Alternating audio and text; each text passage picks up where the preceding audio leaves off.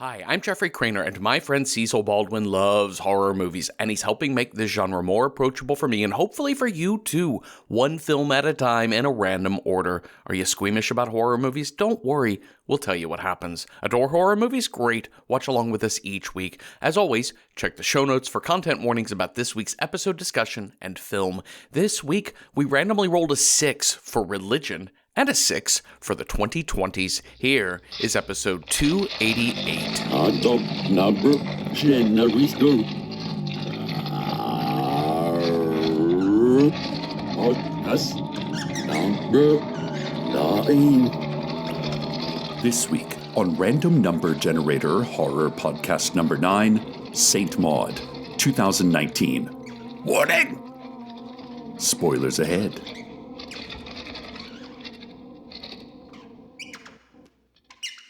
I've been kind of hard on the woo-woo crowd in the last couple of weeks in my intros, and I don't mean to single them out as like what's wrong with spiritual practices. So like as a current born-again humanist and a former born-again Jesus freak from the Texas suburbs, I can tell you that Christianity does far more to break our brains than any crystal healing homeopathic pill or astrological chart. Culturally speaking, America and much of the Western world is dominated by Christianity.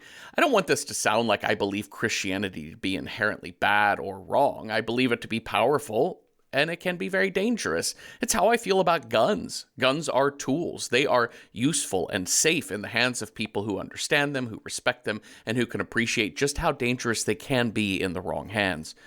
Christianity talks a lot about the power of prayer, about a relationship with God, but Christians are so ready to hand this power over to just anyone with no training whatsoever. And when you talk to God, you actually you should not hear a voice in return.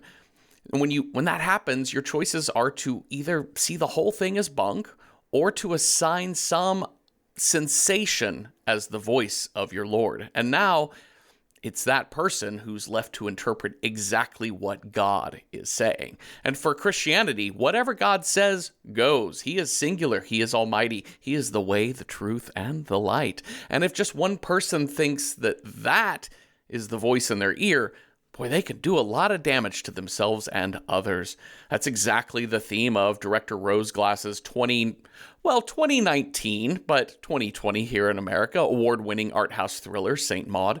What is reality once you turn your life over to God? Does this work for a lot of people? Like, absolutely. But does an internal interpretation of God's will become a deadly weapon against, I don't know, gays or women? Anyone marginalized? Yep, that too. The warpath of the righteous Christian is no less frightening than the warpath of a psycho killer like Jason or Freddy or Art the Clown. They're all dead set on their mission. They all have a calling. And they are all justified in their actions by a deep-seated morality and sense of righteousness. Again, the power of prayer is powerful in great ways, but in the wrong hands, it's a son of a bitch, just like guns. Basically, I'm just here to advocate for a background check and 10-day waiting period before joining the Christian church. Hi, Cecil. Hi, Jeffrey. Who is your favorite dancer or choreographer? Oh no, favorite dancer or choreographer? Going through my list. I mean, Tommy Tune is pretty cool. Yes. He's just so tall. Uh-huh. Have you ever seen The Boyfriend? I never. The Ken Russell no. movie, The Boyfriend. Oh my gosh, it is amazing. It's Tommy Tune and Twiggy. Oh. And it's kind of a throwback to the like Busby Berkeley musicals, and it is like hypnotic. It's great. Okay. I'm into that. I like that. I should check that out. Tommy Tune is somebody I like know through osmosis. Like I know who he is. I generally know his look. Like yes. A very tall string beanie, very yes, Broadway. Tap dancery. Mm-hmm. Yeah. Yeah, that's somebody I would like to look more into. I was gonna say for me, it has to be Bob Fosse. Oh, sure. I love a Fosse. I thought you were going to say like Pina Bausch or something. Pina's amazing. I love Pina Bausch. I love Pina Bausch so much. I love all of the more like modern choreographer types. But I don't know. I'm still a theater kid at heart, and there's something about the inward turns of Bob Fosse. It's just so fucking cool to watch. It's so cool.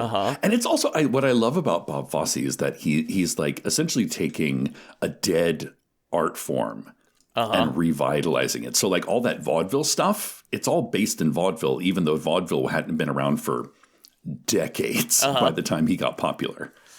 But it still works. I will also throw in, just because he went to my high school, there's a choreographer. He was, I think, only a year or two younger than me, named Zach Woodley, who I remember. I wasn't like friends with him, but I knew him through other people in high school. I remember, I may be getting this wrong, but I do believe he tried out for cheerleading at Ralph H. Poteet High School in Mesquite, Texas in the 1990s, and that was controversial. Wow. Well, controversial to this day, even. Yeah, sure. Yeah, we are currently in the midst of the Minnesota Vikings having male cheerleaders. Yeah. Just let's have team spirit, you guys. Let the people dance. Yes. Come on, Maude. People want to have fun. But I found Zach Woodley on the Ralph H. Poteet notable people from the high school page. And he's like the one non-sports guy from my high school who is notable. But he was like sports people and a dancer. He was a choreographer for Glee. Shit. Okay. As well as he did That's a gig. He did the movies Bedtime Stories and Hairspray as well. And I believe he even did one of Madonna's tours as a dancer, and maybe even as dance captain or choreographer. That's amazing. That's correctly. That's a great resume. It's an incredible resume. So yes, number one most notable person from Ralph H. Poteet High School, Zach Woodley. I'll put him on my list of favorite choreographers. Nice. And maybe Amanda Hood. From this movie. This movie. I love the umlaut to add even a little bit more Euro spice to her name. Yeah. Okay, so coming into this movie, I can't remember if we had recorded this or not, but I remember at the end of last week's recording, you had said, you saw the trailer for this movie, you've never seen it, I'd never seen it, and it was just enough to get you really intrigued and get a sense of where it was going. Did the trailer give you a sense of where this movie was going to go, Cecil? Yes and no. Mm-hmm.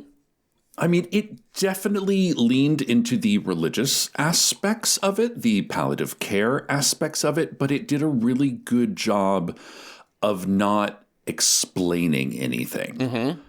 Which I think was really important, like when we get into the movie, that this is not a demon possession movie.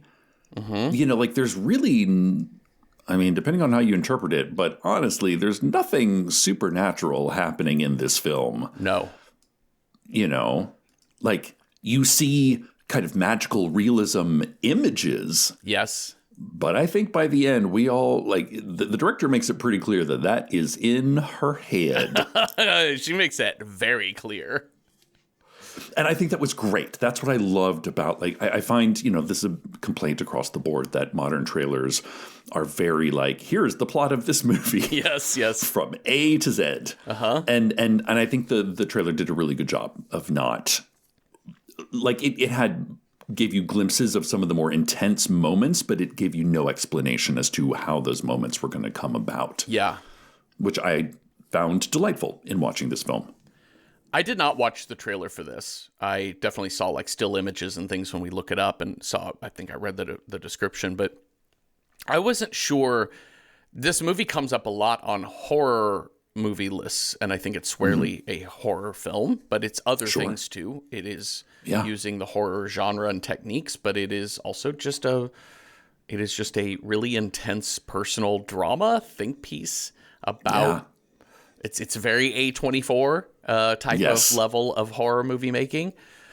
And it's I wasn't sure if when the movie started and I sort of understood Katie / Maud, this character, and like, okay, born again, here we go. And I wasn't sure if we were going to be watching maybe a home imprisonment, torture porn, I'm going to do experiments on you sort of thing, or if it tended to go the other direction, which would be a little bit more like just a single person having a lack of connection to reality, shall we say. Sure.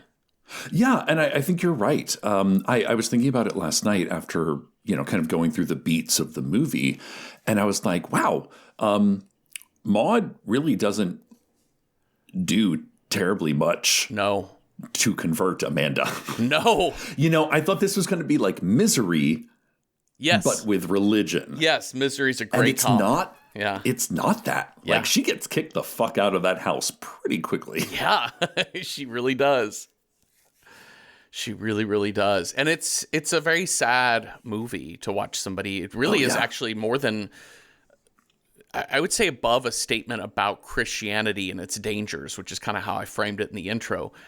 Honestly, it really is just about being about depression and isolation. Yeah. I mean, clearly Maud has mental illnesses above and beyond simple depression. But above and beyond baseline depression.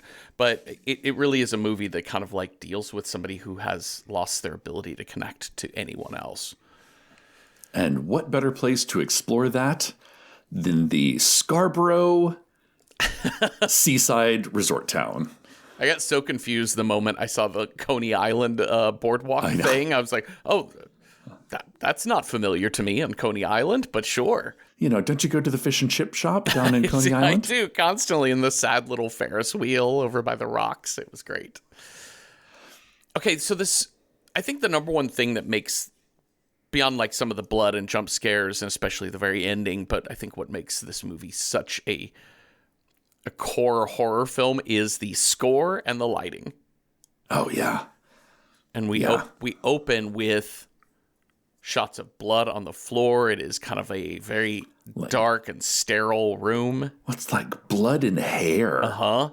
Like literally the first shot, I'm like, what am I looking at? It's like something you pulled out of your drain. Yeah. Ugh. And it takes you a minute to realize, okay, this is hair connected to a person. Uh-huh. But I think that person's dead. Yep. And then there's a lady. Uh-huh.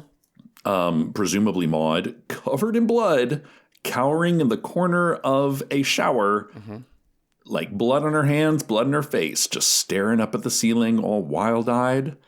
And there's a beetle on the ceiling that she is. Yeah, I don't know what that thing was. I think I had to rewind it immediately just to be like, what are we looking at? What is this? Why is this? And that bug comes back. It's not like an important plot point other than I think similar to the nosebleeds she gets and a couple of other things where I think it's the way in which Katie Maud sees signs. Yes. It's a sign from above. And that was where my intro came from, which was just you're left to interpret whether it's a star chart or whether it is God's voice in your ear. You have to interpret the feelings you get. Looking for angel numbers everywhere. Yeah. Yeah. You feel a cool breeze on your cheek after you decide to do something, and you're like, God likes that decision. Yeah. God didn't like that decision. Yeah. And in our obsessions to find meaning and is so hard, is so tough, and it's really interesting juxtaposed to Amanda, who finds meaning in relationships. It's meaning, but it's also finding something, wanting to be singled out, to be special. Yes. Which is kind of Maud's motif. We get like her first words, kind of, we have this little intro scene, this, very mysterious, bloody, whatever this is. But then we kind of go through Maud beginning her day. Love the close-up shot of the bubbling tomato soup. Yes, yes. The color, I love it. It's so sick. But we get Maud talking to God in prayer. And the first thing I noticed is her prayer is, one, kind of more like a Dear Diary than it is a prayer to God. Dear God, this is what I'm up to today. I have to leave at 6. I've got to do this. I've got to do that. I was like, girl, save that shit for your diary. And absolutely relatable. I mean, I remember being like 17, 18 years old, and my prayers would go on long and long, and they really did turn into like Dear Diary type of shit. I mean, like, here's what I've been doing today. Here's what's going on. That's what prayer, just a way to like cycle through your thoughts and your day and, Yeah. State intentions or just record something. So are you saying the prayer is really just the secret? It is. Yep. I am manifesting a Lamborghini. Yep. Dear God, won't you buy me a Mercedes-Benz? But the other thing that I noticed that I clocked right out the gate is she ends with this kind of sense of, I know you've singled me out for something. Mm-hmm. And I'm not complaining. Listen, who am I to complain? You're God Almighty. But come on. I'm meant to do great things. Yeah. And this is what I find really interesting about Maud's sort of twisted spirituality versus, what is the name of the second nurse who comes in after her? She meets on, I can't remember her name. She says her name, but I can't remember. Oh, Esther, I think. Yes, Esther, who is like, this is a lady who goes to church, sings in the choir, has a balanced life, has like a fucking family, has a job, is there for the, is way more grounded, let's say, in her spirituality. Yeah. Well, she's making her own choices to live her life, whereas Maud needs somebody to tell her what to do. Yeah. And she's chosen God for that task, and anything that at that point, anything that violates that, like violates the terms of, the terms of contract. Yeah. Whoa. So right out the gate, I was like, oh, this girl wants to be special. Mm-hmm. She needs to feel special. She needs to feel like the main character in her own life. She heads off to, I don't know, where are we? Brighton? I don't know. She heads off to somewhere. It's Scarborough. It's Scarborough? Okay, great. Yeah, it's in northeastern England. I looked it up. Okay. Just because I was like, I wonder where this is. And listen, if you've ever been to a seaside English town, they have a charm to them. Mm-hmm. But that charm is, it's a bit gritty. Yeah. It can be lovely when the sun is shining, but it can be sad as fuck when the sun is not shining. Uh-huh. Well, she heads up to this really beautiful mansion. I know. This house is crazy. Like, literally, she's like climbing like 20 stories of seaside cliffs to get to this singular house on the hill. And she is taking over basically in-home care for Amanda Hu, and who is a dancer, choreographer, who has basically stage 4 lymphoma at this point. So this is we're at hospice stage pretty much. Yeah. I love the introduction of like the nurse handoff. Yes, so good. Like it's really brief, but I think really important because Maud is like, she is raring to go. She is like pin perfect, neat as a pin, ready to go. And that other nurse cannot wait to get the fuck out the door. How is she? She's a bit of a cunt, actually. So, what a great line. It's so funny. You're like, oh shit, here we go. It's such a great line. One, because it's funny. But two, because it sets up our expectations that we're about to meet a monster. These two are going to hate each other. There's going to be, it's going to be a battle of wills. Yeah. But it's really not. Yeah. Well, sort of. Yeah. Kind of. I think it is a battle of wills. It's just Maud is ill-equipped for the types of mind games that Amanda's getting ready to play. Yeah. Well, and Maud is, one of her missions, of course, is, evangelism, right? Like, is to save a soul. And when you look at anyone who is not Christian, they become lesser in some ways, like meaning they're outside of your circle and you have to bring them in, that you have to help them up to where you are to bring them to your level. Don't they know? All they have to do is accept Jesus into their heart. Poor misguided little creature. And the moment we see Amanda with her head wrap and in a wheelchair and smoking a cigarette, nails done, just ready to go. That face, that like Yeah. square jawed face of a pretty young woman to be in the situation she's in. You see the face of a woman who cannot be fucked to deal with Maud's bullshit. Oh my God. As soon as she like rejects the glass of water and downs those pills with like Jameson or whatever, I was like, this bitch right here, get it. There's some floor exercises that Maud conducts with the patients, and in this case Amanda. And these like floor exercises are essentially just stretches, right? Like it's keep blood flowing, things like that. But it's interesting as we see more and more of these as a choreographer from Amanda's point of view, and also as somewhat, I get the sense of probably a bit of a hedonist, or at least a person who's very, at minimum, just very, very sensual as a person. In touch with their body, made their living off. I mean, like the name of her book was like, your body is a temple? No, the body is a stage. The body is a stage. Yeah. Like I like dancers to me are fascinating because they are the most in their body a person can possibly be. Yes.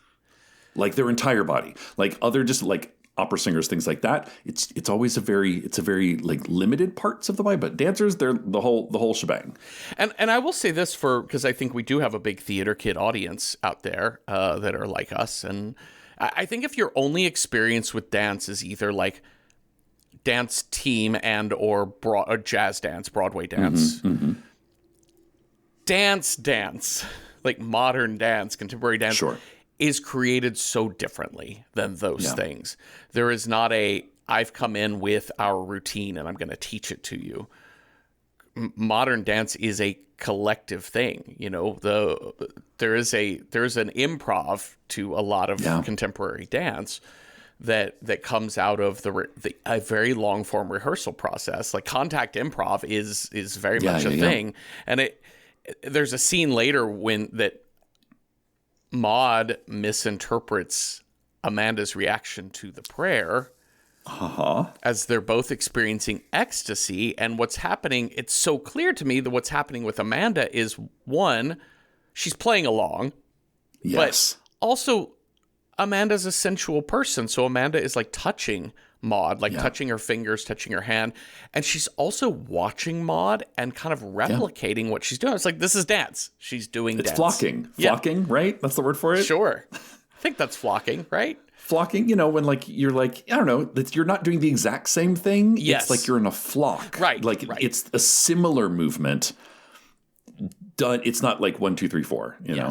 Yes. The other thing about these floor exercises is that it's very intimate to be in someone else's space, and which is cool and dandy if you're being quiet, but if the conversation laid over top of it gets a little interesting, all of a sudden you're like holding onto somebody's body in their space, inches away from their face, breathing on the floor with them. Yeah. There's nowhere to run. Yeah. From difficult topics.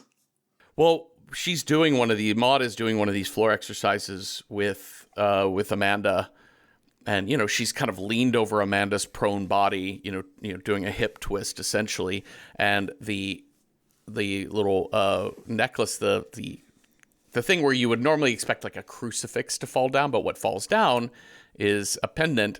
Well, it is the crucifix, but she has like a little cross and like a little charm, like a little charm on it. Yeah. And Amanda's like, "Oh, who's your saint?" Mary Magdalene.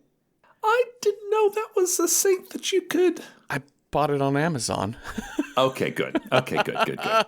Wait, what do you make of that? Because we don't know anything about Maud's backstory. Once we get to know Maud's backstory, of course it's Mary Magdalene. Once we kind of learn her sort of sexual past, her hedonistic past. Yeah. She really sees herself as the prostitute reformed. Yeah. Yep. The other thing is the fact that it's like, I bought it online. is really interesting to me because, I noticed a fact about this movie is that for as much as this movie is about religion, no Bible verse is ever mentioned, quoted, nothing. You never see Maud go into a church. You see her glance at a church. But her version of spirituality is like TikTok. Yeah. Like it's like Jesus talk. It's self-built. She has cobbled it together. Yeah. She has cobbled it together herself. And I think that's sort of buttressed by when she gets the book of William Blake and her favorite passage, which is Blake thought that organized religion was actually a hindrance and sort of to spirituality. Mm-hmm. And that spirituality should come from within. And she's like fucking underlining that shit. She loves that. Yeah. Because it reaffirms her version of self-made spirituality. Yeah. And so what a great point. And because I really, really connected with like the individuality of Maud, like the need to be self-made, the need to like, she needs God to show up. But like God is so much easier seeming than finding a person or a community or a group or a family, even a chosen family to help you along, because there's a conformity that has to happen when you have friends. Other people are messy. Yeah. And other people have different ideas than you. Uh-huh. Even about similar subjects. And Maud ain't got no time for that. She needs salvation right the fuck now. Every day. All day. Yeah. Oh, okay, so we'll put that in the cons column for having friends. Okay, great. That they're messy and they need things.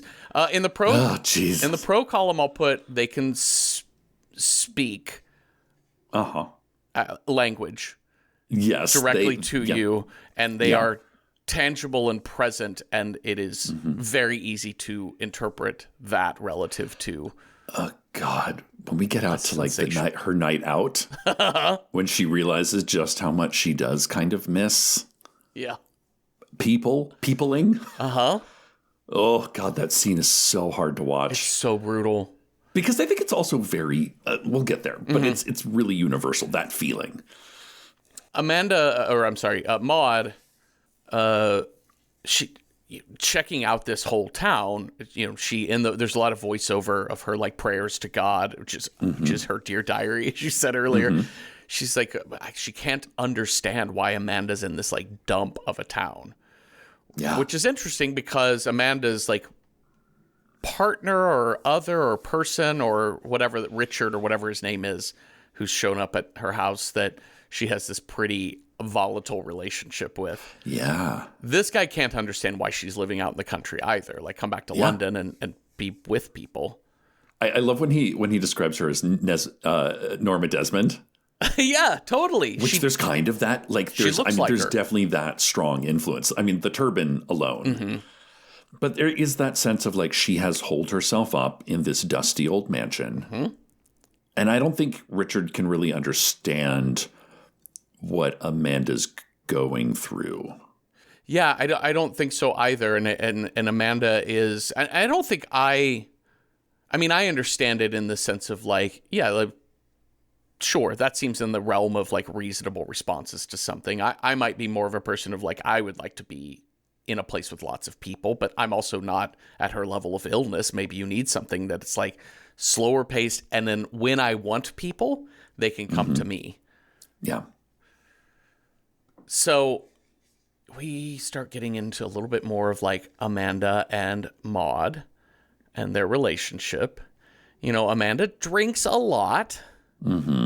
There's a moment where Amanda just after Richard or whoever, she's thrown a glass at Richard and he's like, well, good luck with her. Tell her not to drink so much. And Amanda vomits, Maud cleans it up. And Amanda is like, stay with me. I don't want to be alone. Yeah. She's chased off this person closest to her. Maybe he's done it himself. I don't know. But the house is empty other than her nurse. So it's just like, let's talk. Why did you leave you used to work at a hospital. Why'd you leave the hospital? Oh, reasons. Flashback to this fucking dead body. Yeah. which is never really explained. No. It's inferred, but it's not like explained. Mm-hmm. She asks her about, she notices through questioning that Maud is a very recent convert to Catholicism. And she says, so when you pray, do you get a response? Like, does he talk? Yes. Yes. Unequivocally yes, yeah. She says. And she says, but sometimes it's not a voice. Sometimes it's just a presence. It's a buzzing in my body. Mm-hmm. Just so interesting. I'm like, Maud, you just get into dance. Get into dance. Well, I mean, we also learned in that very first getting ready to go out the door prayer, she has like, her body is not happy with her. Yeah, she's got a lot of stomach pains, and she's milk of magnesium and whatever else to like soothe that. Yeah. And it's later, it's kind of, it's not really explained, but it's like she is so disconnected from her body. Mm-hmm. She's the most disconnected from her body. Mm-hmm. And she looks to further herself from her body as this movie goes along. Mm-hmm. And because of the length she's willing to go to feel something. Yeah. Well, and I really love the tie back into Amanda's book, The Body is a Stage, to the final shot of this movie, which looks like a performance. That's the theatrical, theatrical performance, where she is basically imagining herself as something other than what she really is. Mm-hmm. But Amanda's really interested in Maud's spirituality, and that night, Maud gets her, the first time we see her experiencing ecstasy. Yes. And we know because like the light starts flickering and she is walking up those stairs. It's orgasmic. I'm like, girl, you're just in love with somebody. Like, you just feel things for a person. You're feeling something. But what she's feeling is special. Yeah. Because someone actually listened to her and didn't go, okay, girl. Someone believed her. Yeah. Amanda's like, I wrote that she's a little condescending, but it's a polite sort of cutesy she's like, oh, you're my little savior. Yeah, exactly. But that's, in this tone, later it's ugly. But in this moment, it feels sweet. You know, it feels a little bit like, that's not me. I love that for you. Good for you. I love that for you. Bless your heart. But also like sweet, like happy for her. Yeah. But yeah, the ecstasy, like it's deeply sexual what she's feeling on her insides. And it's all, she touches her belly, she touches her torso, which is where she described her pains. Which we also get to see shots throughout the movie of like deep scratches on her stomach, which is never explained. And thank God, like I love a movie that doesn't explain every goddamn little detail. Yeah. Like it's never, but you know, there's a past with her and kind of self-immolation. Yeah, because she's trying to feel things to an extreme. And we see that when she opens up a bag of microwave popcorn, puts the kernels on the floor, and kneels straight onto those motherfuckers so she can pray. Okay. This was the moment where I was like, oh, okay. All right, we're not going to watch Amanda get tortured. No. We're going to watch this girl torture herself. Yeah. Yeah, she's like, oh, dear God, Jesus Christ. Palliative work, this palliative nursing thing is fine. I mean, it's so noble, but it's not really like doing it for me. You know what? Like, I can't really like shine my light and be like the main character when it's all about somebody else. So can we like jazz it up a bit? She wants to save a soul. Like that is the most noble cause she can possibly think of. And she, we cut to the next day. She's cleaning up the house. She's got a new little pep in her step of like doing her job of like, I've got a mission now. I know what I'm here to do. Yes. Yeah. But fucking Carol shows up. Oh, Carol. This is like perfect casting too. Because this woman is gorgeous. Gorgeous. Like tall. Like has presence. Like very different from, like she is sensuality encompassed in a person. Yes. Yeah. Yeah, it's great. And also, like, I love that it's like sensuality. Like, she is a very sexy woman, but it's not sexuality that she embodies. It's sensuality. It's not, it's like, it, as we've talked about before in the world of horror, we're like, titties. Yeah. Automatically equals sexy. And we've learned, not always. Not always, no. And it's really amazing to see. This is why it's great having women directors, right? Yes. Is to sort of understand those differences. But Carol kind of is like, hey, yeah, no, let me in. She's expecting me. Yeah. She is expecting me. Thank you. Excuse me. She's giving Londoner. Yes, totally. She is giving Londoner in the country. Like, I have no time for your fucking the bumpkin bullshit out here. I am here because I love Amanda / I'm also getting paid by Amanda. Yeah. Which we do see exchange of money, which, listen, girls got to buy a train ticket. Yeah, sex work is work. Like, girls got to eat. The very next scene after Carol enters, Maud is washing up in the washroom and she gets a nosebleed. Yeah. Which... oh, bad things. And it's a bad omen. We talked about a movie recently wherein, like a horror movie where a character got a nosebleed, and the nosebleed I love. Oh, it was Beyond the Black Rainbow. The nosebleed is always a sign of some kind of like psychic violence or premonition or something. As your head is getting ready to get scanned or something. Because it's I don't know. I've never been prone to nosebleeds. Like, so the very few times I've gotten them, it can be like from a bonk on the face, but sometimes it just happens. Yeah. Which is a terrifying thing to non-medical or pre-medical thought. Yeah. Where you're just like, I don't know, I was just doing my normal chores and I got a nosebleed. I've been hexed. Somebody's working some magic on me, something bad, like it just seems to come out of nowhere sometimes. And that is a terrifying thing. So of course for Maud, she's like, the moment this other woman walks into the house, I got bad feeling. Yeah. Later we see Maud bringing Amanda her food and bed. And it's interesting, these little shots of like Amanda looking really... I think this is one of those scenes where Amanda is like texting on the phone and stuff, but she does that a few times where she's like engaged in something else other than Maud. And you can kind of sense Maud's irritation. That's like, you're not paying attention to me.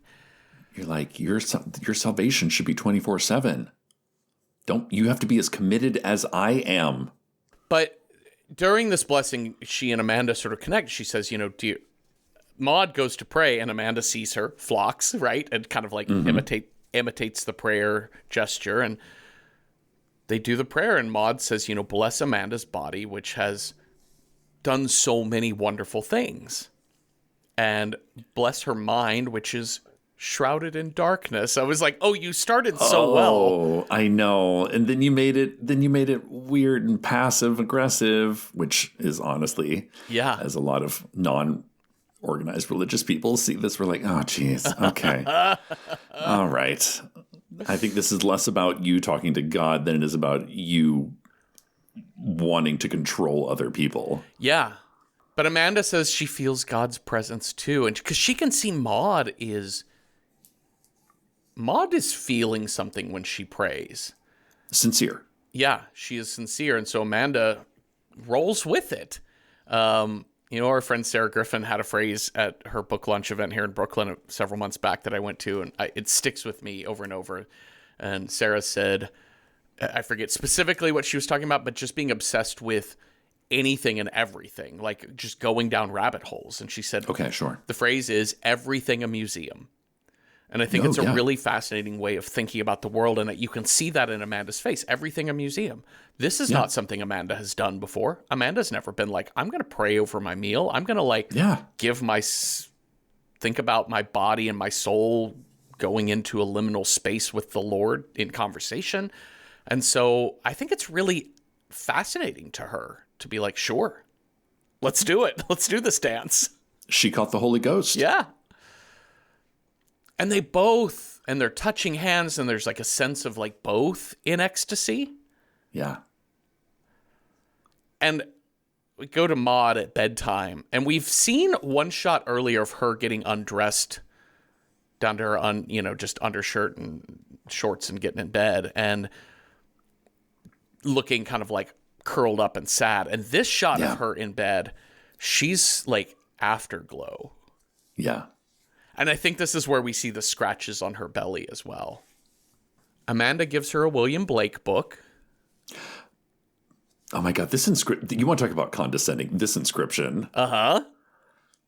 To Maud, my little savior, angel wings. Love, Amanda.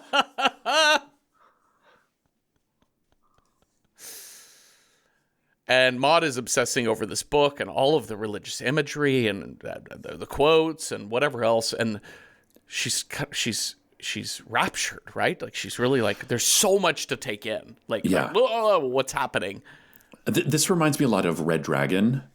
Oh, yeah. Sort of the relationship to William Blake that psychopath has to William Blake, which is this, like, there's something. I mean, William Blake is amazing. I have like at least one book of his and it's like every time you look at them, there's something so deeply spiritual, but also very intense. Yes. Very intense about his work. Yeah. And very sensual. Yeah. Well, for fuck's sake, Carol, she barges into the kitchen. Just like yapping on the phone, wearing Maud's kimono. Spilling the champagne or whatever on the floor. Yeah. And, Maud goes to clean it up, and Carol's just like, I have that. That's not your job. Yeah. I can do this. Yeah. Yeah. Which is really interesting that I think she says that's my job. I did that. Like, not your job. Like, you get paid to do things, just like I get paid to do things. When I mess up, I don't expect you. When I do something, you're not here to clean up after me. You were not paid to take care of me. Yeah. So, Maud peeks in and can see Amanda and Carol having sexy time, sensual time together. And it's not fucking she sees. Yes. I mean, that's in there, but like what she sees is like two people in a space together, free with their bodies and free with their spirits. But it's definitely like Amanda on the bed watching Carol dance. Yeah. Watching Carol do the thing that Amanda used to be able to do. And the look on her face is not happy. Uh-huh. It's really clouded, this look, because she's almost like zoning out, because in what we read, or what I read it to be, was she's remembering a time when she used to be able to do these things, when she used to be able to move her body like that. Yeah. But Maud is peeking in at the door jamb. Uh-huh. And she sees that look that is not smiling glee, that is like, oh, Amanda knows she's doing bad. Yeah. Yeah. Yep, she is on the wrong path. Mm-hmm. It's that next morning, Maud confronts Carol. It's like, you need to leave her alone. This is an important time for Amanda. She's needing to, she is very, very sick. Carol's like, that's none of your business what I do with her. And Maud's like, well, I know she's paying you. Carol's like, again, that's none of your fucking business. None of your business. And Maud basically is like, she says, she's like, I have a responsibility to look after her, but like, no hard feelings, but you're just a waste of her time. So break it off with her, but don't tell her I said so. Yeah. I love that Carol is like, fine. All right. The look, Maud was like, her face like falls, and she's like, wait, you'll do it? Really? The voiceover, I think that went well. Because Carol has been around the block. She's like, this crazy lady, okay. You can't argue with crazy. No. You just go, okay. Yeah. Will do. Yep. and then walks out the door, and then I think it's like there is a she does seem to cut it off with Amanda, because Amanda gets a phone call, presumably from Carol, and she's like, why? And Amanda goes into like a deep depression. Yeah. Yeah. Like catatonic depression. I'm going to bed at 5 p.m. depression. Yeah. And we'll sort of understand later that I'm curious about, like, I say we understand later, but Michael, let me ask you a question. Like, do you think Carol told Amanda right away what happened? And that Carol is, like, for a short time just keeping her distance? Or do you think Carol said no, and then later reached back out, and then we kind of learned what Maud did? I think it's the second. Uh-huh. Like, I think Carol, maybe for a moment she was like, I don't know, maybe I am a distraction. Maybe I am, Uh-huh. But, and so she does kind of distance herself for a bit, but then she kind of creeps back in. And I think Amanda and Carol talked it out. Yeah. In private. Yes. Well, Maud is out in the world, and she kind of see a few of these scenes where she's out at night on the town, getting out of the house, just doing something, God knows what. Just sitting in a chip shop by herself. Basically. Looking at other people and how disgusting they are. But she gets approached on the street by a woman who we'll learn is named Joy. And Joy is like, Katie! Like, oh. Katie? Hey, how you been, girl? It's been a long time since we were at the hospital together. What you doing? Yeah. Oh, I'm taking care of a private client. She's like, oh, they let you nurse? That was... Do they... Amazing. Do they know your whole deal? Oh. Oh, cool. Uh-huh. But Joy gives Katie her number. It's like, listen, if you ever need to talk, get a drink, just let me know. I love Joy as a character in this movie because well, she's exceptionally like what I love about this movie in general is that it's a horror film, but it is like these characters are real people. Yes. They're not one note. No. Like Joy is not out. Like like she is a total normal ass person. Yeah. Who is, she's like, yeah, you're kind of weird, but like, I don't know, I'm going to say hi. Yeah. Like you're an average person, like you would, you're like, I'm just being polite. Yeah. And also I'm going to, that somebody has been through a lot of tough times and you didn't know what happened to them. Nobody's talked to them. They're still in the profession. There's a little bit of like, hey, we're all in this together. Let's just, I just want to make sure you're okay. And whoever you're working with is okay. As implied. Because again, we would never like it's, we don't really understand at this point what caused her to leave, or even that we're like, wait, she has a whole other identity. That I'm sure she did not tell the home care people about. Yeah.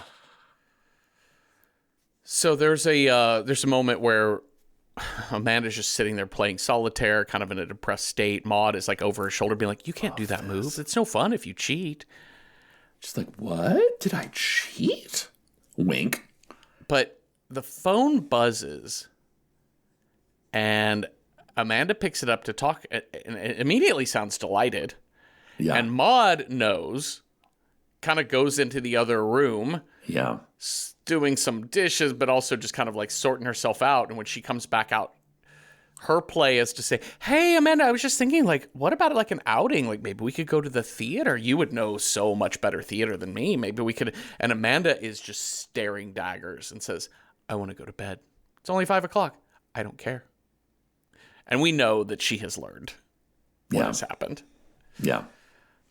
And then Maud gets another nosebleed. Yeah. It's a sign, Cecil. Oh, it's the sign. Everything's a sign. Okay, happy birthday, Amanda. I think that was Carol's play. I think Carol was like, you know what? Fuck this lady. Yeah. We're going to celebrate your birthday. Yep. And Amanda's delighted. Yeah. Like Amanda's like, she's like, I'm going to give you, listen, Maude. You need to go do some shopping for me. I'll make a list. Get the fuck out of my house for a while. Yeah. And now we see that now Maud, as well as a caterer or our friend who's helping to, cater, like they're all prepping all the whatever hors d'oeuvre platters, and there's a birthday cake that Maud is just like sadly chopping chives in the kitchen. Yeah. Well, it's funny because she looks pleased, and then Carol shows up. Because Amanda's in the kitchen with Maud talking to her. Oh, yes. And she's you're right, pleased as punch. And then suddenly Amanda just out of nowhere is like, oh my God, hello, what's up? And we see Carol. We're like, oh no. Oh no. And now we're going to start this is kind of like, again, with the horror tropes, right? The ganging up on Carrie sort of thing. Yeah, It's kind of what this has a vibe of, because Amanda starts telling Carol and everybody else, like, hey, so my nurse over here, Maud, she tried to scare Carol away. Maud's my savior, right? But she got a little carried away, didn't you? Was it because I'm indecent? Do you consider me indecent, Maud? Or no, you're just lost? Don't walk away. I'm talking to you, even though I'm talking to these 3 other people about you. Oh, that's rough. And they make like a nun's headdress, sort of. What is the nun? Like the a habit. Yeah, the little habit hat or whatever. And they put it on her and start calling her Saint Maud. And there's my little saint. And she and Maud finally kind of have a one-on-one, and Amanda says, I just want to see you loosen up. Just want to see you be a normal person. And I know it's hard because, like, how could all of this human frivolity compete with the Heavenly Father's warm heart? But this time that condescension is sharper. Oh, yeah. And she smacks the shit out of Amanda. And now it's Amanda with the nosebleed because she got punched in the face. Yes. Next shot, Maud is at the office. Talking to her supervisor. You're lucky Amanda is not pressing charges, is basically what she says to her. The other thing that I find is when the supervisor's like, are you okay? Like, you just assaulted a client. And Maud is like, I'm fine. But that's not what she tells God. No. She's like, hey, this pain is bad now. And what are you trying to even teach me? This is my reward for being open to you? I'm unemployed. I'm unemployable. I'm bored. I have no purpose. You probably just aren't as wise as I thought you were, my dude. Yikes. Uh-huh. And my question, you see her like peeling at the skin around this big scab on the back of her hand? Was that when she got scalded? Yes, that's when she scalds herself. Uh-huh. Okay, that oven is like a beast. Yes. With the warmer trays. Oh my God, that thing is from like the 1800s. Yes. And I can't remember what prompts Maud to do it, but it's like, I think it's when she's having a high. Uh-huh. When she's like feeling, she's like running around blessing everything, with like crosses of water. She's feeling herself. So even in her highest moment, she's like, can I withstand the pain? And she kind of burns the top of her hand. But now she's in a low state. She's like peeling back the wound to keep it open so it can't scar.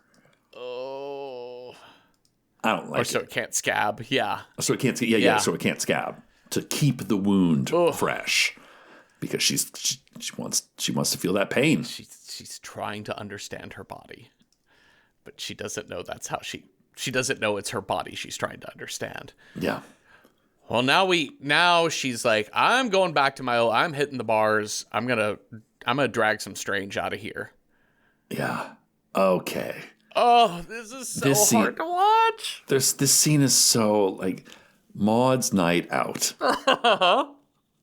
One, it's the that top that she's wearing. So she has like her arms exposed. Her hair is kind of like done and down. Like we've not seen this side of Maud before. It's a little bit not shocking, but you're like, oh, okay. Oh, Ma, okay, yeah. Wow. She's got her pint, which she never really drinks. She literally sips like the tiniest little bit. Mm-hmm.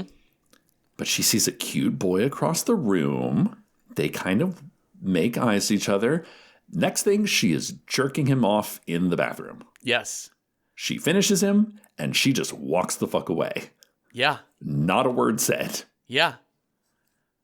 And you could see on his bodily expression, because his back is turned to us. Yeah, you don't see his face. Yeah. And you kind of see him being like, I mean, he looks a little bit like okay, that was so abrupt. Like, that was... But also, it could also just be interpreted that he was like, he got what he wanted, now he's ready to go. I don't think so, because he seems so ashamed. Because he walks by her and he's like, thanks so much, have a good night. Yeah. Like and he tells his friend, like, we got to get out of here. Like, he's really embarrassed. Mm-hmm. Like, it's, I don't know. She's like, and I think Maud, she sees sex as this transactional thing. Mm-hmm. I gave you a hand job. Why am I still unhappy? Yeah. Put that on a coffee mug. Listen. That's my Grindr profile. That's my new live, laugh, love sign. I'm gonna put up in the kitchen. I gave you a hand job. Why am I still unhappy?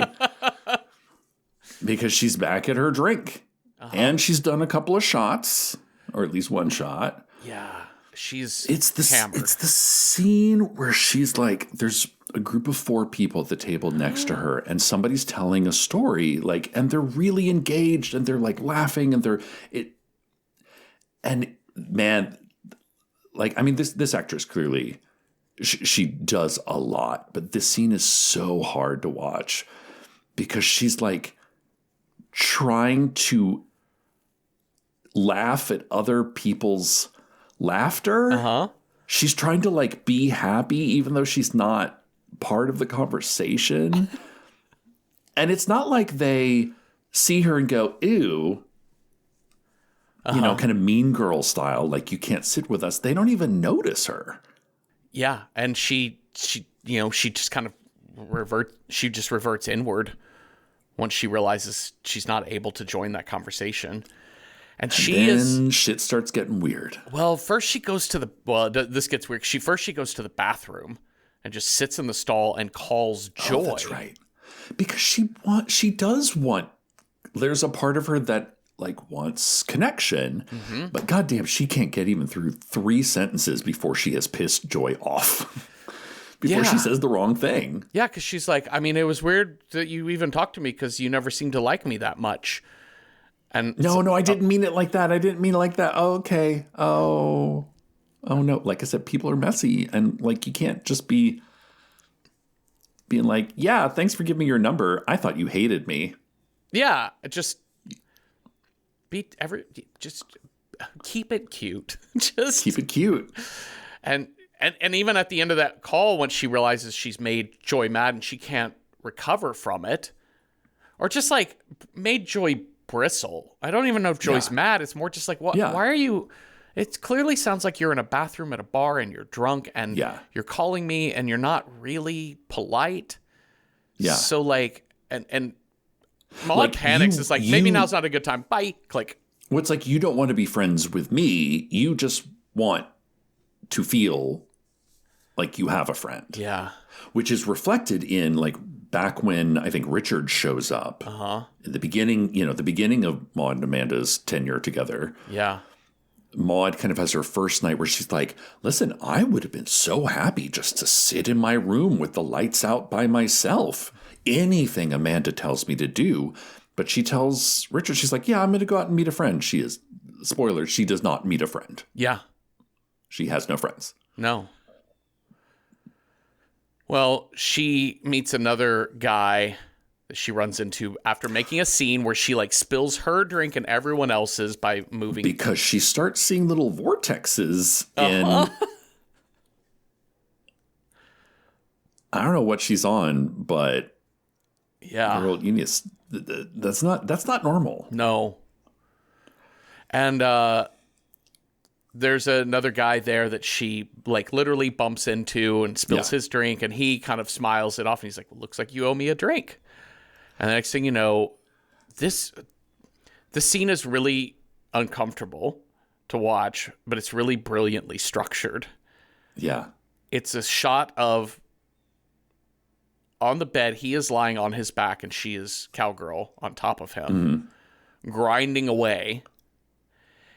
And the way she's grinding is like everything is the ecstasy and everything is internal to her. It's her getting the experience. And you can see on his face of like, well, I'm just along for the ride, quite literally. Yeah. Well, it's like when he reaches up to grab her boobs, she like smacks his hand away. He reaches up again. She's like, don't touch me while you're inside me. Yeah. It's so interesting. And it's a transactional sex rather than an actual like intimate coupling of two people. Like it's two separate people have two separate experiences while doing a very intimate act. Who hasn't been there? Sure, totally. But it's when it's this interconnected, intercut series of shots where she's like pressing on his chest, and then all of a sudden you see hands pressing on a cadet, like trying to like resuscitate a body, and then those hands go through the sternum, like ribs cracked, and Maud screams and like falls on the floor. Falls backwards on the bed. Yeah, and because we've now seen that probably what happened is she worked this patient so hard with chest compressions that she just straight up collapsed their chest. Yeah. And this guy then takes advantage of the situation, seeing her roll over onto her stomach. And now like, he sees, let me just finish. She says no, he finishes anyway. She just dissociates. Like you just see her disappear from her body. But then the coup de grace, as she's getting dressed to leave. Hey, I remember you. You hooked up with my friend Joey. Yeah, I used to see you out all the time. Yeah, you and my friend Joey had it off a couple times. What happened? Yeah, ooh, cute little nursey. Oi. And literally from here on, like the next shot is, I love this shot. It's like a narrow slit of light, horizontal across the screen, but you realize it's like it's a vertical staircase, and you see like literally her world is turned sideways. Yeah, like she is, because one, she's drunk. Two, the sex thing is clearly not doing what it used to do. It's also the feeling of relapse, you know, like the backslide, and then the feeling that you get afterwards of like, why the fuck did I? Oh my god, you feel worse than you did before. Yep, is reflected in the camera, and she makes it back home. She's drinking out of the faucet. Girl, she is drunk. Yeah.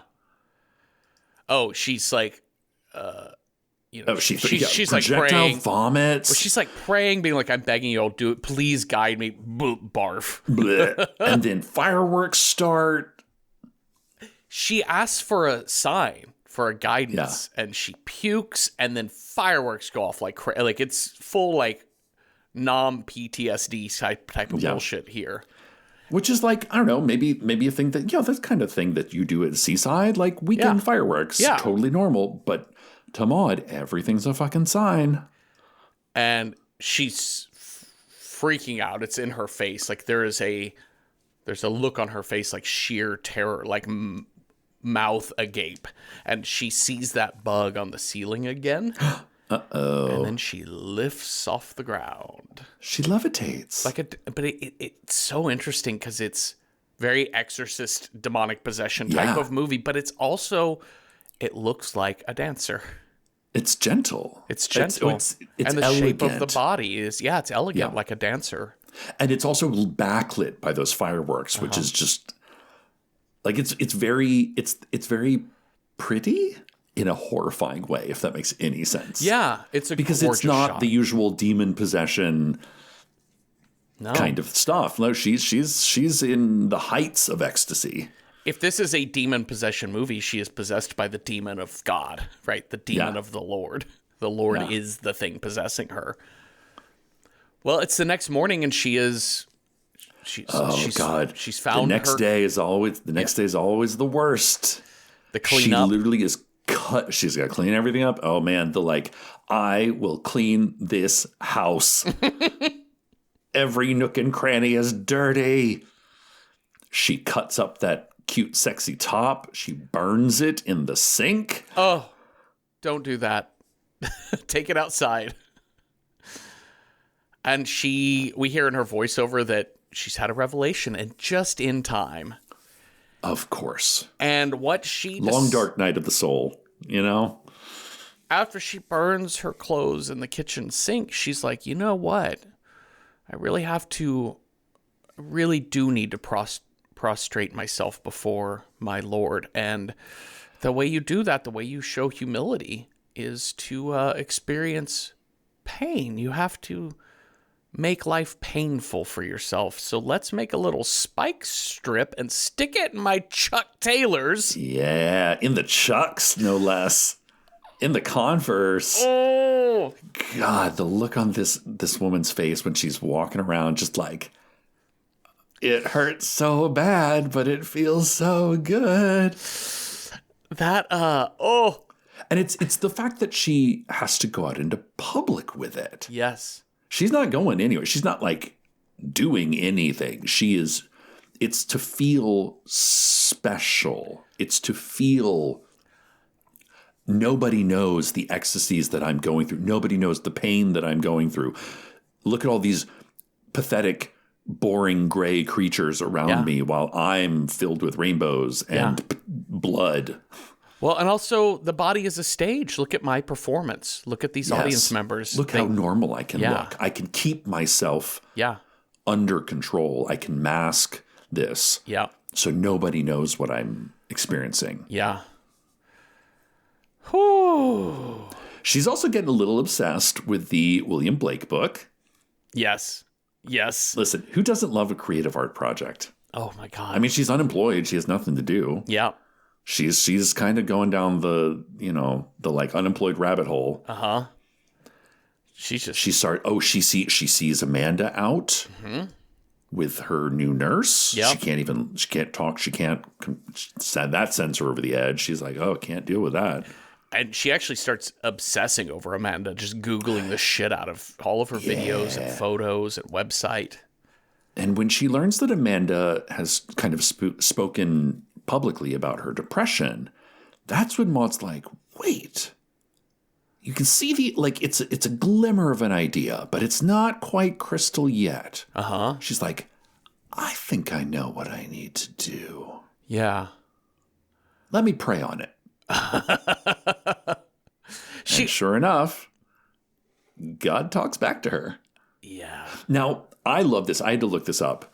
So she's laying in bed, sees that scarab, beetle, cockroach, water bug thing crawl out of the sink and then onto her altar, and emanation of a ripple of light, kind of like in Donnie Darko, comes from her altar, and she's like, "What?" She goes up, and it's her face, and we know she's praying in front of her altar, and God talks to her. But in a different language and this kind of low, rumbly voice. It actually kind of reminds me of the Vivitch, sort of a reverse of the end of the Vivitch. I was like, what language is this? It's Welsh. It's Welsh. Because Maud, and it is Morfydd Clark, the actress, it's her pitched down. So she's talking to herself. Yes. Yes. Yeah, Welsh actress. So, and we presume sort of a Welsh citizen in Katie. But And what's it, because I was like, what is it? It's not Latin. It's not like, is it like Aramaic or, is it like some ancient Bible-y language? But no, they were like, oh, of course. It's her. It's her. It is her talking to her. Mm-hmm. Yeah, so between the learning more about Amanda, running into Esther the nurse out on the boardwalk, and then having this moment where she finally hears God speaking to her in a human voice. Soon you will join the great embrace, take on this test, and we'll be together truly. How will I know what to do? You'll know. You got to go the distance. It's all you, baby.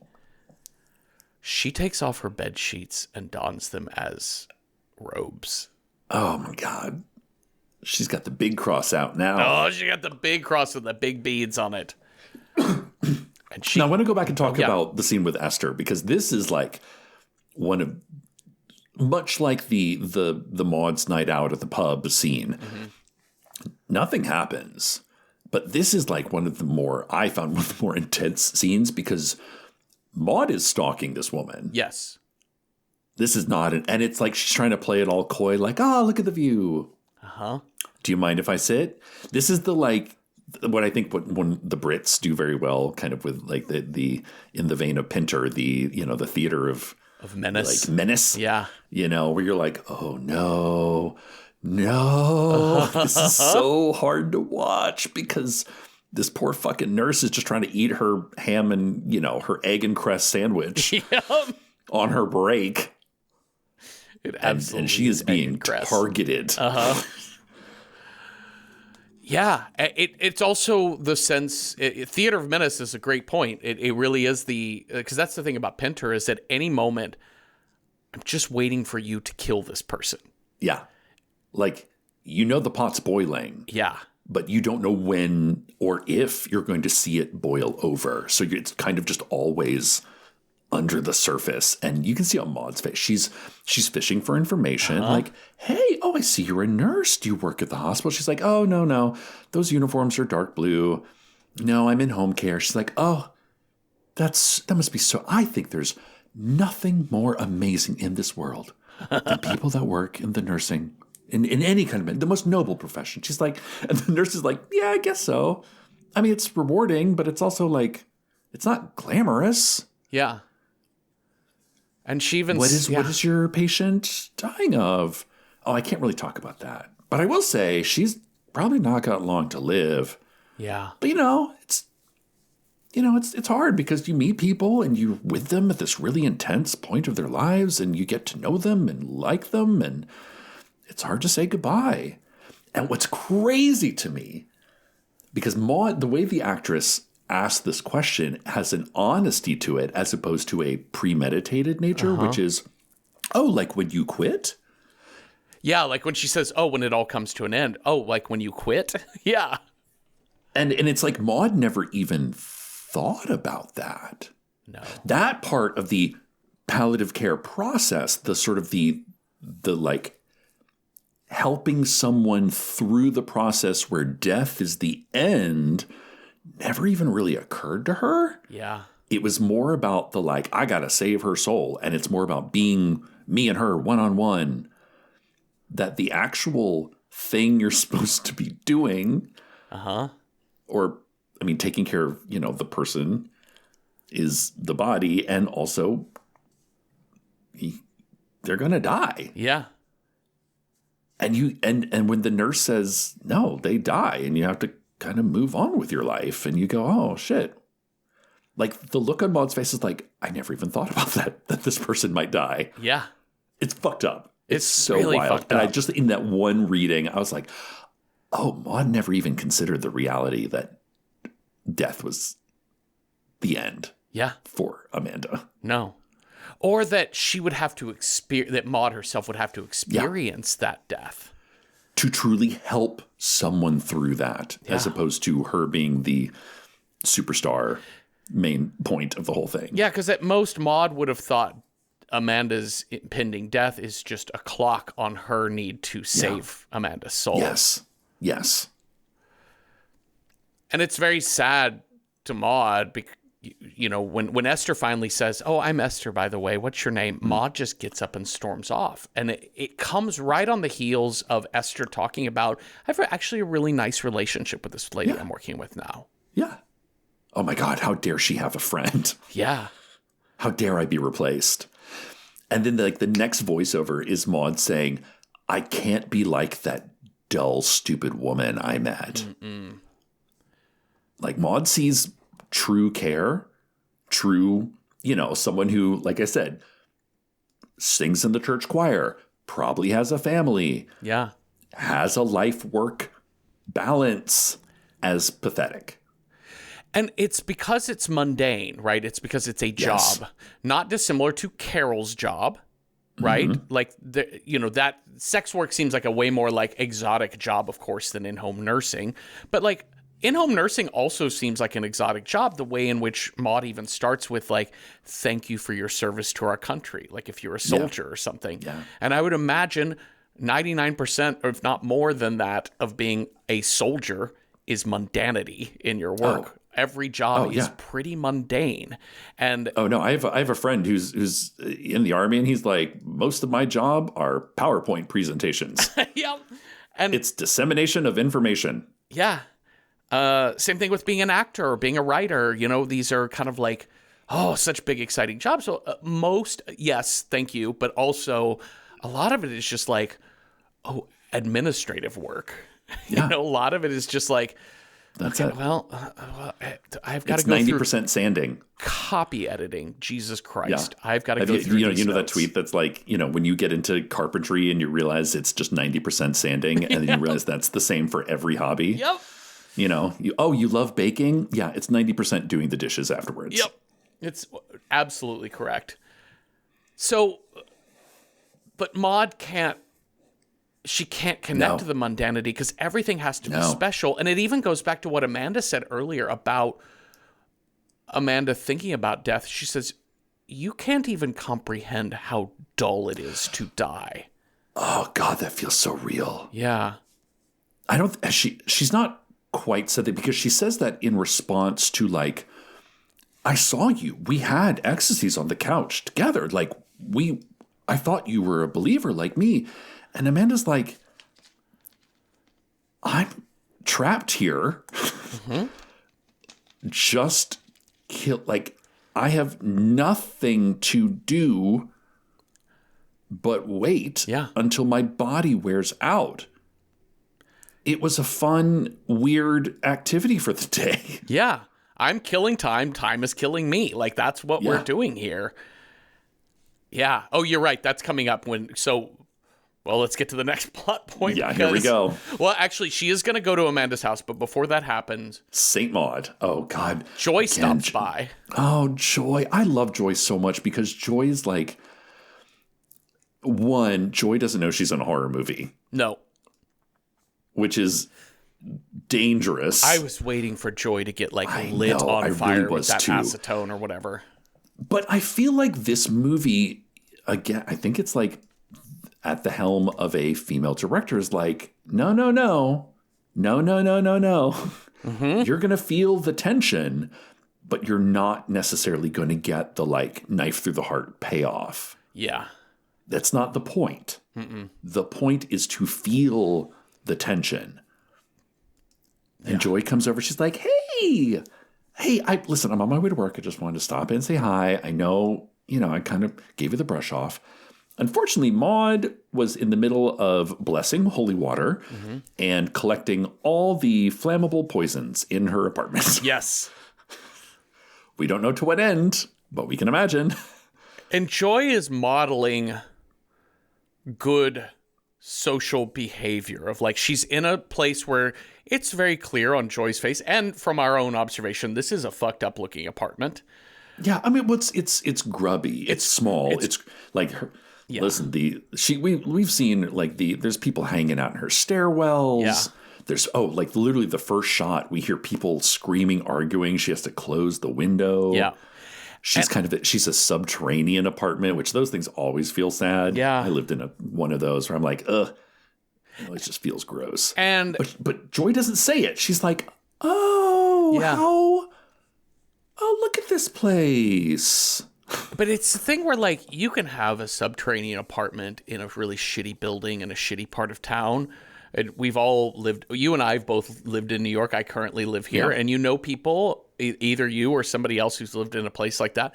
But you go into their apartment and you see that the inside of the apartment reflects them. You see the books does. on the wall. You see the pictures. You see the choice of rugs or the bedspreads, the tea towels, whatever they have. To kind of like make it your own. This apartment has nothing up except a shrine of religious iconography. Yeah, it's a little shrine on the wall. And I especially love like the you know, we've never seen anyone in Maud's space before, and we've also seen the delicacy, like she wraps her crucifix in this blue blanket, like it's she's also a very neat freak. Yes. Everything must be folded and in its place kind of person. Joy's like, so tidy. So tidy. But then when she goes, she's like, oh, look, this is so pretty, your little art project. I love art. And she starts picking things up. I'm like, oh, no, girl. Oh, no. Don't touch the shrine. That's how you get knifed. It's also the one-sided conversation is so gorgeous. This really beautifully written and choreographed, I will say, or blocked.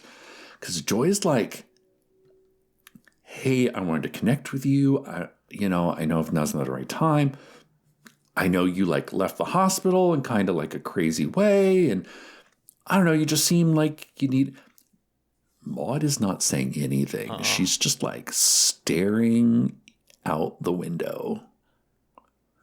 And then eventually, Joy's voice just completely zones out, in which the thing that Maud was secretly wanting, that human connection, that like you have to listen when people offer to come halfway, you have to like meet them and listen to them and accept their apology. Like that's the other part of the deal. That's in the like the other side of the anti-people column is you actually have to like listen to them. Yes. If you want acceptance from them. Mm-hmm.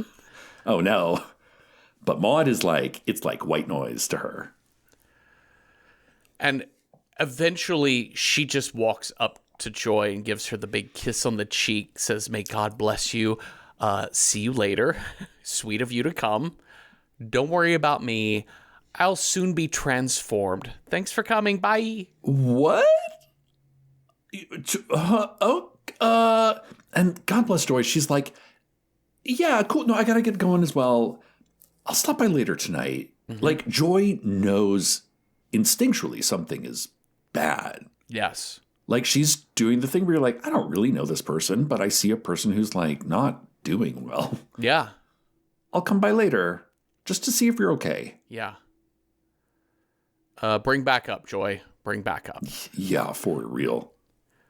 Well, Maud puts on her robes and goes out onto town. And it's so interesting, like all of the times that Maud has walked through that boardwalk area, for the most part, she's dressed like a nurse or dressed in a mousy sort of way. Yeah. Even when she's dressed sexy, it's just in muted, dull colors, Yeah. Even her hair is, kind of just light, dirty, blonde, brownish, and she just blends in. And even when she puts the spikes in her chucks, it's still a thing where like nobody can really see it yet. But when she's in the robe, you do notice, as in this cross shot of people reacting to her, turning, like being like, what the fuck who's this lady? Yeah, it's a flying nun over here. And she also, she's muttering too. She is straight up just muttering. Oh, yeah. Yeah. What is her quote about never waste your pain, never waste your pain?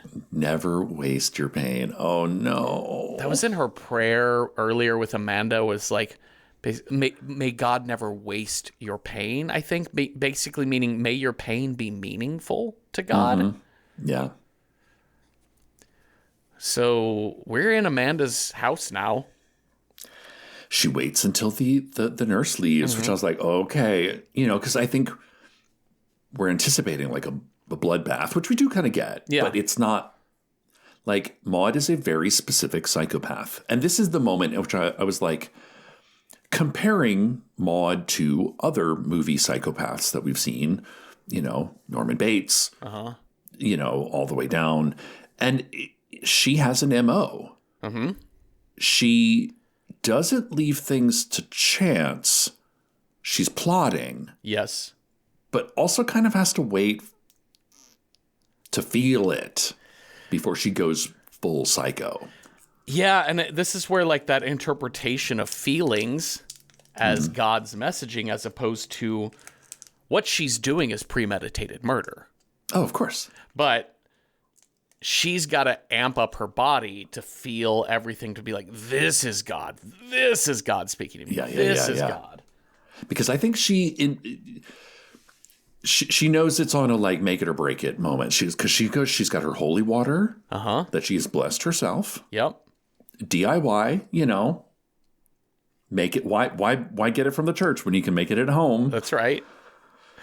And I think she, there's a part of her that's like, I am going to save this woman's soul. Yeah. And she touches Amanda's face. Amanda wakes up probably in a drunken and pill-induced state. But Amanda looks so tired and like, hello, people touching me. And she kind of touches back. She's like, oh, my little... I was just like, oh my God, you're not... this scene is going very differently than how I thought it would be, which I thought was going to be like, what the fuck are you doing here? Yeah. Oh my God, call the police. But Amanda's kind of rolling with it. Yeah. Which I think is so earned, the way we've seen Amanda before. It's just like, she's rolling with everything. And she says, I'm so sorry. I'm so sorry I was unkind to you. You made me think of things that I didn't want to. Yeah.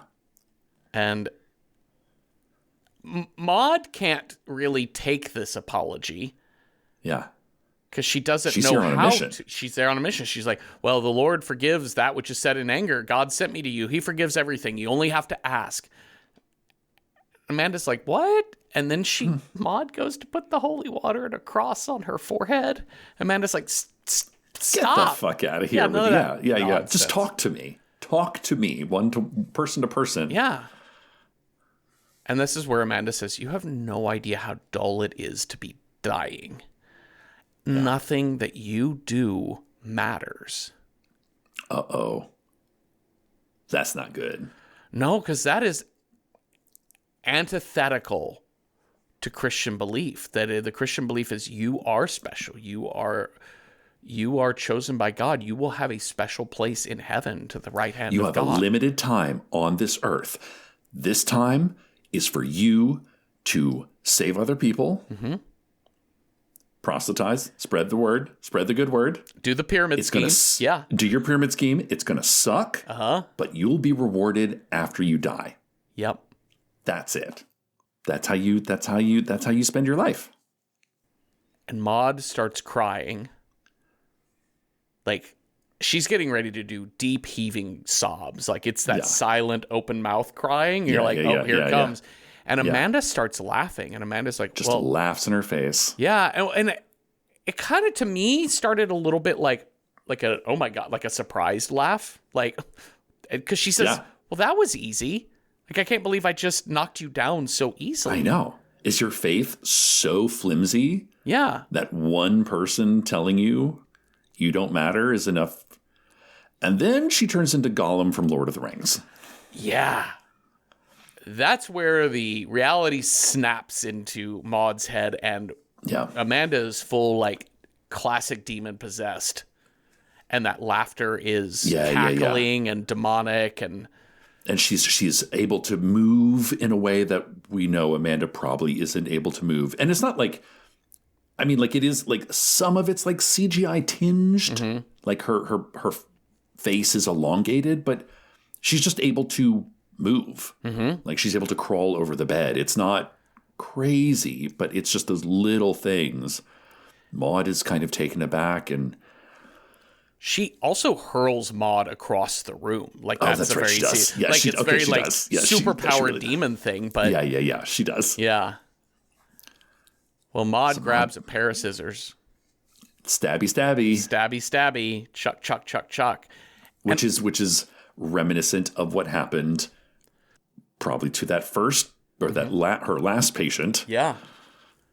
Like, she's in that fugue state of, like, she doesn't even know what she's doing. She's just stabbing repeatedly. Yeah.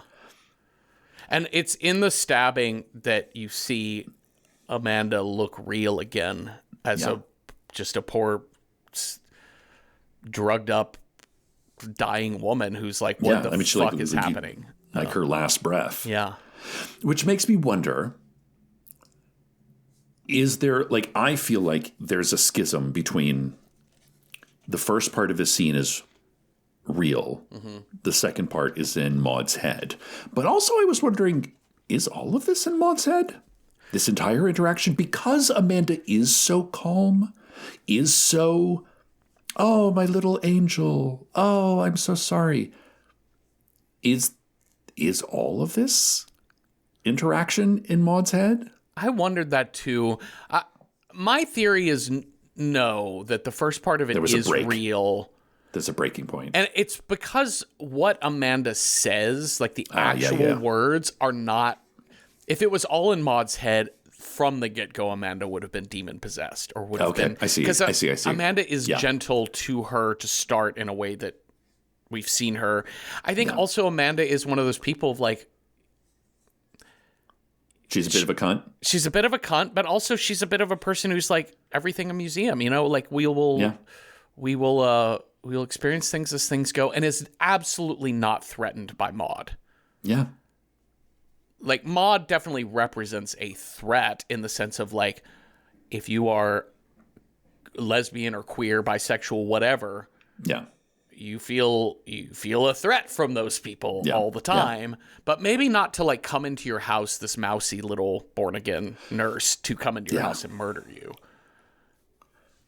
But Maud is covered in blood, and I love it. She's not even walking at this point. She's just like hands up, blood, just like floating away from the house. And she gets floating down to her apartment. Point, she gets back to her apartment and she washes up, and then the camera pans out to see all of her, she is wearing a pair of great glowing wings. Oh my God, yeah. She's wearing her William Blake angel wings. Yeah. And she walks. Perfect. She puts on a new fresh set of sheets. She's got her white robes and glowing wings, and she walks. They're not even white. They're like mauve pink. Yeah. They're in the taupe family. Like the dirtiest color of pink. Yes. Which is a perfect color choice. Yes. Well, and even her wings are like a warm, dull, they're like golden as opposed to white. Yeah. They look like incandescent light bulbs as opposed to like gold, right? Yeah. For sure. And as she walks down the boardwalk in her white robes, it's a cloudy day, and there is one of those vortexes in the clouds above. I know, it's a big one. It's a really big one this time. And she gets down to the beach and she is singing, I saw the light, now I'm so happy, blah, blah, blah, blah, blah. And everyone's kind of staring at her because here's a woman dressed in crazy robes, just muttering to herself. Kind of like, but not, but as soon as she takes the cap off that, I think it's acetone. That flammable liquid is. Yeah. People are like, oh no. Oh, what? Pardon me. Starts pouring it down her head all over, and everyone's like, wait, no, somebody stop her. Yeah. She flicks the lighter that she always has on her. So I love that bit of like, she always had, you're like, why does she have a lighter on her all the time? So there is a part of her psyche that like, there is a little bit of that built in from the beginning. Mm-hmm. She's kind of been preparing for this moment for a long ass time. I fucking love it. But she flicks the lighter, and she's on fire. But it's this gorgeous Joan of Arc. Her face is pristine. You can see the wings. The fire is like a fiery sunset. Wide shot of everyone observing her and kneeling down.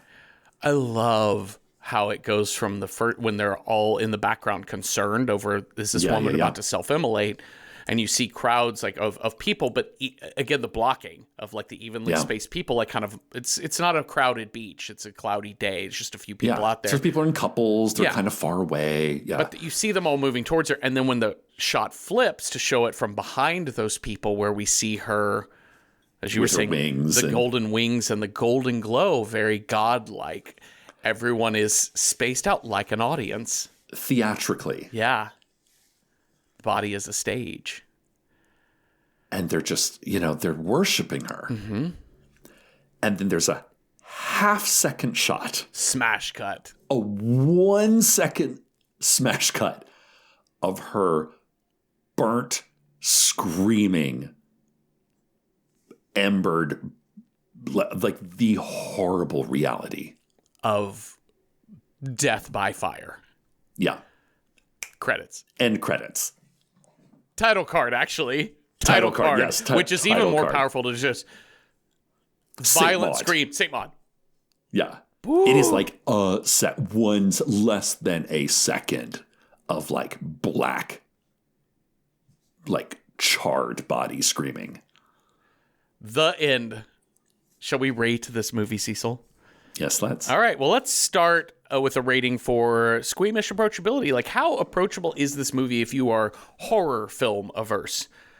On a scale of 1 to 10, with 1 being not at all approachable, 10 being a very approachable film for the horror squeamish, I would give Saint Maud like 7 out of 10 Dr. Scholl's spiked insoles. I usually do the gel, not the spikes for my insoles, but, to each their own. You just buy them at Walmart. It says making them at home. Mm-hmm. You're not a true believer, Jeffrey. This is a very approachable film as far as horror movies go. That's not to say that this is an easy film to watch. Yeah. Because, as we just said, you've got a suicide, you're dealing with depression, religious self-harm. There is some blood and gore, and there is a rape scene that is unnerving to watch.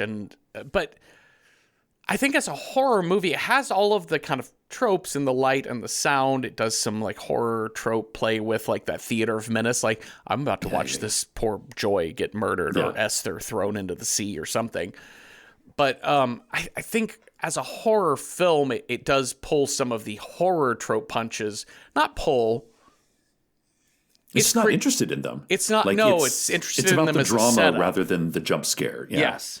And so it's interested in those to build tension, to tell its more complicated, like psychological drama or psychological thriller story.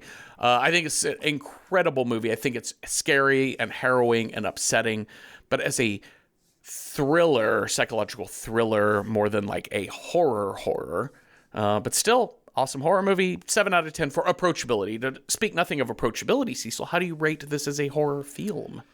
As a horror film, I mean, this is a really good example of, I think, where horror is at in the 2020s and beyond, in that we're finally getting drama, like dramatic films that deal with very scary things in a psychologically realistic way, which I think is great. Yes. Is it the scariest thing I've ever seen? Nah, maybe not. No. But it kept me engaged for sure. But in a way that it's, I don't know, intellectually engaged. So for that reason, I would also give it 7 out of 10 misuses of microwave popcorn. They need to put that on the label. Do not prey on this. Yeah. Do not prey on this Orville Redenbacher. All right, let's figure out what movie we are going to watch next. You've got a scare die. I've got a style die. We will roll those up and see what horror movie matches those two things. On your scare die, Cecil, if you roll a 1, our next movie's got to have a psycho killer. 2, a bad mom or bad dad. 3, evil technology. 4, a wild card. 5, vampire. 6 would be toys and or dolls. What you got? That's a 1. Got that psycho killer. It's been on there 5 weeks. Nice. Respectable. Okay. Well, I think we should have a fun time finding a psycho killer somewhere in this batch. I've got a style die. If I roll a 1, our psycho killer movie's got to be a foreign film, just made somewhere other than the U.S. 2, it's got to have a one-word title. 3, it's got to be an animated or musical film. 4, it's got to be specifically from the year 1991. 5, it's got to be horror homework, essential horror viewing. 6, a period piece. Let's see what we got here. Dice cup. That's a 3. Animated or musical? Okay. All right. Okay. You know, that's been on there 9 weeks, so that one's been on animated there a minute. musical's always tough in horror. Oh, There's it's not a Psycho lot. Killer? This is going to be an interesting bag. Uh-huh. Well, we wrote a few down that we thought would match that role. But we also have a Letterboxd account. We're at Random Horror 9 there, and you can go look at our list, and it'll show you all the possible roles available that week. And you can just leave comments to help us fill in movies that we might have been missing out on in our thoughts. So let's go through the ones that we wrote down. Okay, so I think in some ways, well, I think Rocky Horror sort of works a little. It's not quite Sure. Psycho Killer. It's crazy. Yeah. It's crazy. Somebody dies. And somebody dies. Akira is another animated film that Yeah, you are that's- dealing. Yeah, definitely. That kid's kind of over the edge. A couple more that I think fit more into kind of a traditional, just wicked murderer type. Phantom of the Paradise. I love this movie. I saw this movie for the first time a few weeks back, and I had a great time with it. And I think this one definitely I think more than Rocky Horror, this one fits the Psycho Killer. Definitely. Another one, Psycho Killer, Sweetie Todd. We covered the Sure. stage version, but we didn't do the Yes. Tim Burton version. Correct. And Stage Fright, a 2014 film that I've never heard of this one because I know the sort of the 80s giallo stage fright. 2014. A high-end musical theater camp is terrorized by a bloodthirsty killer who hates musical theater. I don't know enough about this movie. I love the description. I like that it also has Meatloaf in it. It has Meatloaf in it, yes. Meatloaf running a theater and also Minnie Drivers in it. Love it. Whoa. So it's I don't know if it's like kind of your diegetic musical, meaning like all the music. I don't know that all of the music sung is because it's at a musical theater camp, or if it's a probably. true musical. Yeah, that's probably my guess, is that they're at musical theater camp, so Yeah. they sing songs on stage. Well, those are the ones we wrote down. Let's see what people on Letterboxd had to say. Aetherios recommends Nerdy Prudes Must Die. Okay. A prank against a school bully goes terribly awry. A group of teenage misfits bury his body in the basement of an old Wayland home, allowing him to rise from the grave and seek vengeance against the nerdy prudes of the world. Is it a musical? Is it animated? I don't know. It looks like it does say not available for streaming. Oh no.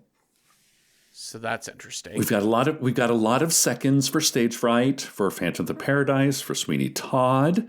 This is an interesting one. Half Priced Horror recommends Batman Gotham by Gaslight from 2018. This will be our first foray into sort of comic book horror. Possibly more horror adjacent because of the superhero angle. Victorian Batman versus Jack the Ripper. Kind of a high concept goofiness that deserves more attention. Interesting. Yeah, well, because that gets to the heart of like the thing we forget about Batman is that ultimately Detective Comics. He's a detective. Yeah. That's what he does. Yeah. And Jack the Ripper, definitely a psycho killer there. Squin recommends The Bloody Lady from 1981, an animated, dialogue-free tale of historic alleged serial killer Elizabeth Bathory. Now, that sounds kind of interesting. Oh, I've never heard of this. 1981. I mean, anytime you say 1981, I'm like, hell yeah. An animation, yeah. Mm-hmm. Whoa. Where do we think this is? It looks like it might only be on Canopy, which might be a hard thing because you do not have access to Canopy. Yeah. Yeah, it's on something called Eternal.tv. Oh, no. I think I got a virus just for watching that, just from listening to that. What? Oh, interesting. It's called Eternal Family. Independent. Oh, but it's like a subscription service. So Pay to play. Yeah, it's a pay to play. But this looks really fascinating. Weaponized Toaster recommends Slumber Party Massacre 2, 1987. Courtney and her friends go to a condo for a weekend getaway, but Courtney can't get rid of the haunting feeling that a supernatural rockabilly driller killer is coming to murder them all. Maybe not your traditional musical, but there are absolutely musical numbers and some inexplicable breakdancing. I love inexplicable breakdancing. Mm-hmm. And an iconic musical instrument-based murder weapon that is probably their favorite horror movie prop of all time. I am so interested in Slumber Party Massacre 2, if not for this week at some point in time. This came up, I think, when we had Bitchin' Soundtrack. This one came up a lot. It also comes up for when we talk about, like, we talked about the significance of having a woman director for this week's film, but this is a woman director in a movie about a driller killer type, or just a murderer inside like sorority house sort of thing. Like the most kind of, women in chainsaws kind of movie. Yeah, it is a Roger Corman film, but it is written and directed by Deborah Brock. Love it. So there's something there. Love it. Temmie Silver and a couple of others recommended Repo Genetic Opera. Okay. Definitely musical. And one song in particular shows off a character being both a psycho and a killer. It's been a long ass time since I've seen Repo Genetic. As a matter of fact, I think it was at a convention I saw like a shadow cast perform it. It's always a good time. Okay. It's weird and wild, super fun camp. Rika 620 recommends Predator, Killer of Killers, now available on Hulu. Before the release of Predator Badlands, the franchise will first return with animated anthology movie Predator, Killer of Killers. So it's an original animated action-adventure film, follows 3 of the fiercest warriors in human history against a predator. Huh. And while these warriors are killers in their own right, they are merely prey for the new opponent, the ultimate killer of killers. Yes, we're talking about those lovable predators. All right. Ace Diamond has a couple of recommendations. One is Death Note. I love Death Note. Oh, yeah. A brilliant but arrogant high schooler picks the Notebook of a Death God, which will kill anyone whose name is written in it. Upon confirming it's the real deal, he immediately goes on the most bonkers ego trip murder spree combo imaginable, determined to use his power to rid the world of evil. That's a really good suggestion. I forgot about this one because he definitely kills a lot of people, but he's like methodical about it. But it is a TV show. There was a movie of it, but the movie's not animated. The movie's live action. That is true. Oh, yeah. They're talking about the TV show. Okay.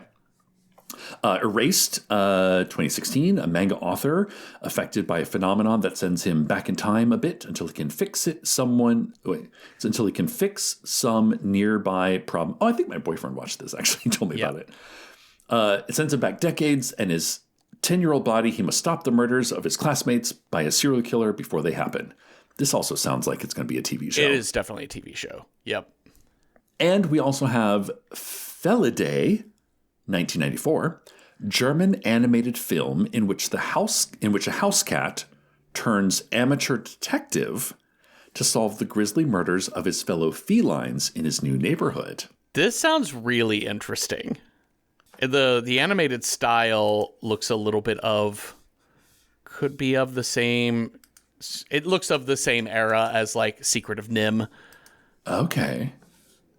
Yeah. So it's like the Aristocats, but with a psycho killer. Yeah, that's curious. And it is available for streaming for rental, yes. Okay. Just Say Corey has got a really good recommendation. I can't believe I didn't think about this. Okay. Beyond the Valley of the Dolls, 1970. Have you ever seen Beyond the Valley of the Dolls? I have not. Okay. It is not a sequel. It is not a sequel to Beyond the Valley of the Dolls. An all-girl rock band moves to Hollywood in the hopes of achieving success, only to fall into a whirlpool of wickedness and decadence. Like Beyond the Valley of the Dolls is possibly one of the campest movies ever. I think it's also written by Roger Ebert. I think so. Yes, it is screenplay by Roger Ebert, and he and Russ Meyer, the director, created the story. Oh, that's such a good suggestion, Just Say Corey. Okay. That's really good. And is it more melodrama? Like, is it more like campy drama-ish than it is? It's going to be more campy drama. Like, the end is bonkers crazy, and there is a psycho killer, and is musical, but is it a horror film? Just Say Corey says that it becomes horror in the final 15 to 20 minutes. Yes. And it is the all-female rock band, so that gives us the musical quality of it. Mm-hmm. Fall under bitch and soundtrack. Yep. Bitch and soundtrack. It's also like it is there's a quote taken from it on one of the best Sublime songs ever. Okay. Yeah. I was going to say Phantom of the Paradise seemed to be leading the pack in my mind, because I'm like, oh, sure, it's a musical. There's musical numbers. He kind of he kills some people. Sure. But Slumber Party Massacre 2 kind of piqued my interest. That really piqued my interest a lot. Beyond the Valley of the Dolls piqued my interest. I do think Slumber Party Massacre is going to be more. I think it's going to be more horror. It's going to be way more horror. And I know a lot of people are calling for Repo Genetic Opera, Rocky Horror Picture Show, Sweeney Todd. There is something about Slumber Party Massacre 2. Listen, there's musical numbers. Somebody gets murdered with a musical instrument. I think this might be a good time. It definitely fits the horror way better. Yeah. And psycho killer way better. Like, yes. Phantom of the Paradise also has like, it's more psycho killer than Rocky Horror, but it's also like mastermind killer sort of thing. Like, It's almost more fantasy. Yeah. It's more fantasy. Yes. It is kind of. Is it scary? Is it? Yeah. Is it a horror film? Question mark. I mean, Gotham by Gaslight was also a really interesting choice, because I was thinking about that for the show. I was like, have we ever done a comic book movie? Yeah, that one's an interesting one. Like Darkman, or, some of these more the darker, or Watchmen even, Anyway, discussion for another day. I think we should watch Slumber Party Massacre 2.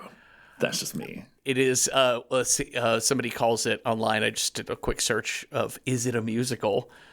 And somebody uses the phrase, it's a rockabilly semi-musical. Okay.